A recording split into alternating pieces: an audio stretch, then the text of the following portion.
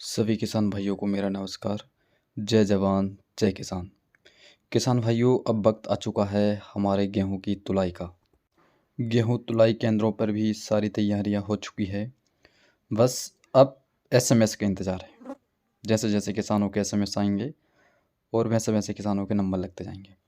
लेकिन किसान भाई, इस साल एसएमएस की जो सुविधा थी वो ख़त्म कर दी गई है सरकार के द्वारा।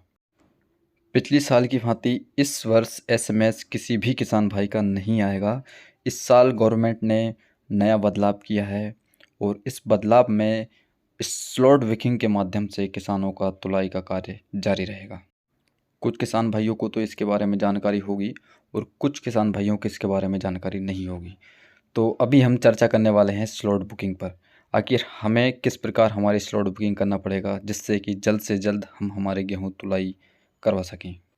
तो चलिए सबसे पहले जानकारी ये लेते हैं कि आखिर स्लॉट बुकिंग के बारे में क्या दिशा निर्देश दिया है सरकार का, इस विषय में क्या अपना मत है, क्या प्लानिंग है और किस तरीके से वो किसानों के गेहूं को खरीदेगी। इसमें सबसे पहले लिखा है रबी विपणन वर्ष 2022-23 में समर्थन मूल्य पर गेहूं उपार्जन पंजीयन की नवीन व्यवस्था। किसानों को फसल बेचने हेतु एसएमएस की प्रतीक्षा करने की आवश्यकता नहीं है। किसान स्वयं स्लॉट बुकिंग कर अपनी पसंद के उपार्जन केंद्र का चयन और विक्रय हेतु दिनांक तथा समय का चयन कर सकेंगे। इसके बारे में आपको विस्तार से जानकारी बता दूं। किसान भाई अब स्वयं अपनी बुकिंग करेंगे और ऐसा नहीं है कि सरकार बताएगी आपको किस केंद्र पर जाना है। किसान अपने स्वयं अपनी व्यवस्था के अनुसार अपना उपार्जन केंद्र चयन कर सकते हैं। और दूसरी बात ये रही कि दिनांक और समय, किस दिनांक आपको लेके जाना है ये भी आप स्वयं चयन करेंगे और समय, किस समय आपको लेके जाना है ये भी किसान भाई स्वयं चयन करेंगे।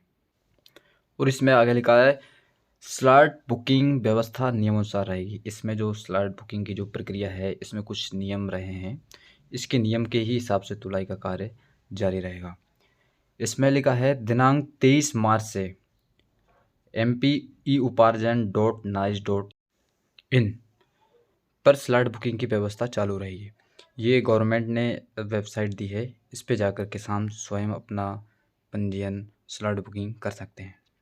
इसमें नंबर दूसरा पॉइंट लिखा है इस लिंक की जानकारी एसएमएस के माध्यम से मोबाइल पर निरंतर प्रेषित की जा रही है। सरकार जिन जिन किसान भाइयों के कॉन्टैक्ट नंबर जो दिए हैं उन पर एसएमएस के माध्यम से सभी किसान भाइयों के पास ये जानकारी दी जा रही है। नंबर तीसरी बात करते हैं पंजीकृत सत्यापित कृषक स्वयं के मोबाइल नंबर या एमपी ऑनलाइन या सीएससी या ग्राम पंचायत लोक सेवा केंद्र इंटरनेट कैफे उपार्जन केंद्र में स्लॉट बुकिंग कर सकेंगे। इसका मतलब ये है किसान या तो स्वयं के मोबाइल से इसको स्लॉट बुकिंग कर सकते हैं या एमपी ऑनलाइन से कर सकते हैं, ग्राम पंचायत लोक सेवा केंद्र से भी कर सकते हैं, या यहाँ से ना करते हुए उपार्जन केंद्र में स्लॉट बुकिंग कर सकते हैं। इसके बारे में ये जानकारी है। अब आगे बात करते हैं स्लॉट बुकिंग हेतु कृषक के ई उपार्जन पोर्टल पर पंजीकृत मोबाइल नंबर पर ओटीपी प्रेषित किया जाएगा जिसे पोर्टल पर दर्ज करना होगा। इसका मतलब ये है कि जब हम हमारे मोबाइल से या इंटरनेट से या फिर एमपी ऑनलाइन से जहाँ से भी हम जब इसको स्लॉट बुकिंग करते हैं तब हमारा जो रजिस्टर्ड मोबाइल नंबर है, जहाँ पर हमने हमारी सोसाइटी में जो रजिस्टर्ड मोबाइल नंबर किया है उस पर एक एसएमएस आएगा। उस एसएमएस में ओटीपी के माध्यम से जो आएंगे उनको ओटीपी देंगे। उसके बाद आप अपना ये स्लॉट बुक कर सकते हैं। ओटीपी आना ज़रूरी है। इसमें और आगे लिखा है कृषक अपनी उपज विक्रय करने हेतु 2 पारी में कोई भी एक पारी का स्लॉट बुक चुन सकते हैं। यानी कि किसान भाइयों को ये स्वयं की आज़ादी दी जा रही है कि किसान भाई को किस समय अपना गेहूँ लेके जाना है। सुबह 9 से 1 बजे तक लेके जाना है या दोपहर 2 से 6 बजे तक लेके जाना है। किसान भाई को जैसा अपने स्वयं के अनुसार व्यवस्थित लग रहा है वैसा स्वयं किसान भाई अपना चयन कर सकते हैं। अब इसमें आगे है उपार्जन का कार्य सोमवार से शुक्रवार तक किया जाएगा। जो तुलाई का कार्य है वो उपार्जन का कार्य सोमवार से शुक्रवार तक किया जाएगा, यानी कि शनिवार और रविवार ये दोनों दिन छुट्टी रहेगी। अब इसमें आगे है कृषक द्वारा फसल विक्रय हेतु बुक स्लॉट की वैधता अवधि 3 दिवस रहेगी। इसमें गवर्नमेंट की गाइडलाइन ये है कि जिस दिन हम बुक करते हैं, मान लीजिए कि हमने 4 तारीख को बुक किया है, तो 4 तारीख से 3 दिन तक उसकी कार्य दिवस रहेगी। आप जिस तारीख से बुक करेंगे उससे 3 दिन और जोड़कर उसको 3 दिन के अंतराल में ले जा सकते हैं। इसके बाद इसकी वैधता अपने आप ख़त्म हो जाएगी और फिर आपको जो भी आगे की प्रक्रिया होगी, डबल स्लॉट बुकिंग करना होगा या फिर नहीं होगा, ये अंदर की जानकारी हमको पता नहीं है। 3 दिवस कार्य के अंदर आपको लेके जाना है। अब इसमें आगे लिखा है, कृषक द्वारा स्लॉट बुकिंग करने के उपरांत उपार्जन केंद्र का नाम, विक्रय योग्य मात्रा एवं विक्रय की दिनांक की जानकारी या प्रिंट निकाला जा सकेगा, जिसकी एसएमएस से भी सूचना दी जाएगी। इसका मतलब ये है, जिस टाइम पे हम इसको बुकिंग करेंगे उस टाइम पे हमें किस उपार्जन केंद्र पर लेके जाना है। हमें हमारे गेहूँ को हमारे पास के उपार्जन केंद्र पे लेके जाना है या फिर सोसाइटी के पास लेके जाना है, किस जगह लेके जाना है, ये हमें जानकारी उसी टाइम भरना होगा। नंबर दूसरी, इसमें ये लिखा है विक्रय योग्य मात्रा, यानी कि आपका जो गेहूँ है कितना है, 100 कुंटल, 200 कुंटल, 500, 1000 कुंटल कितनी है, उसकी मात्रा भी आपको उसमें दर्ज करनी होगी। और नंबर तीसरी होती है विक्रय की दिनांक। विक्रय की दिनांक किस तारीख को आप लेके जा रहे हैं वो भी आपको वहाँ पर दर्ज करना होगा।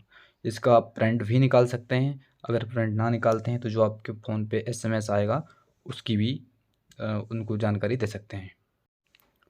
नंबर लास्ट वाला देखते हैं।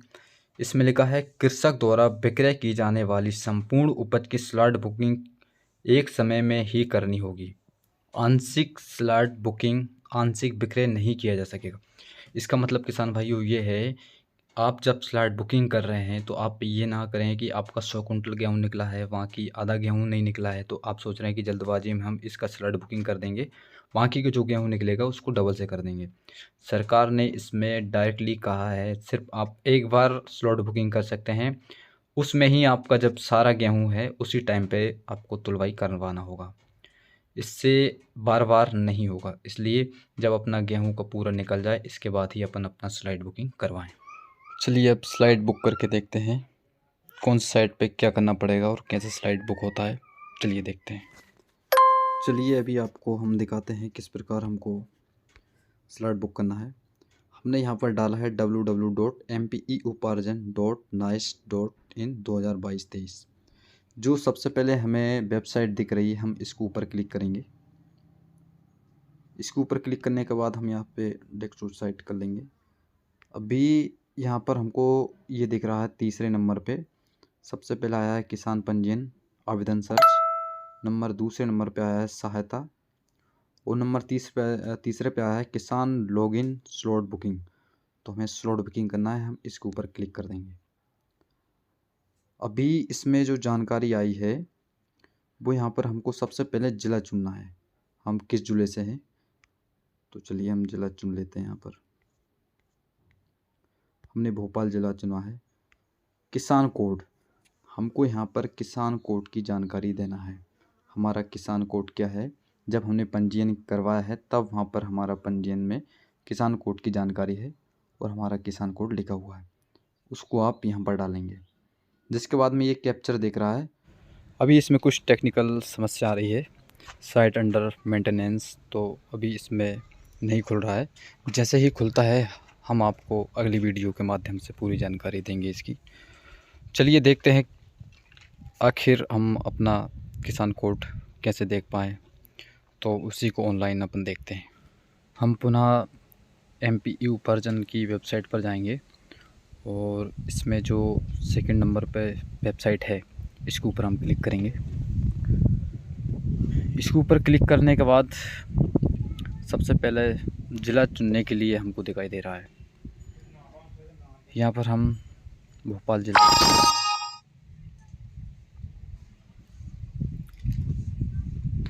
किसान कोड, मोबाइल नंबर या समग्र आईडी, इनमें से कोई भी चीज़ डाल सकते हैं। तो यहाँ पर हम मोबाइल नंबर डालते हैं, जहाँ पर हमारा जो मोबाइल नंबर रजिस्टर्ड है, और इसमें जो कैप्चर हमको दिखाई दे रहा है ये कैप्चर हम यहाँ पर डालते हैं। किसान सर्च पे सर्च करेंगे। अब इसमें किसान के बारे में ये सारी जानकारी आ चुकी है।